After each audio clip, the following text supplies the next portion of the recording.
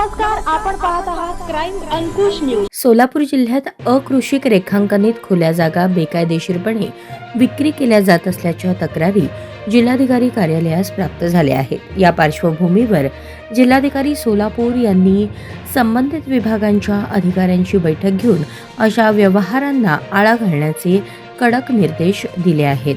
जिल्हाधिकाऱ्यांनी स्पष्ट केले की मंजूर रेखांकनातील ओपन स्पेसची कोणतीही खरेदी विक्री कायदेशीर नाही। त्यामुळे खरेदी विक्री दस्त नोंदणी करताना दुय्यम निबंधकांनी रेखांकन केल्यापासून ओपन स्पेसचा व्यवहार होत नाही याची खात्री करावी। तसेच तलाठी व नगर भूमापन अधिकाऱ्यांनीही अशा नोंदी घेताना काळजी घ्यावी। जर ओपन स्पेसचे बेकायदेशीर व्यवहार आढळले तर त्या नोंदी रद्द करण्यात येतील आणि संबंधितांवर गुन्हे दाखल केले जातील असा इशारा देण्यात आला आहे।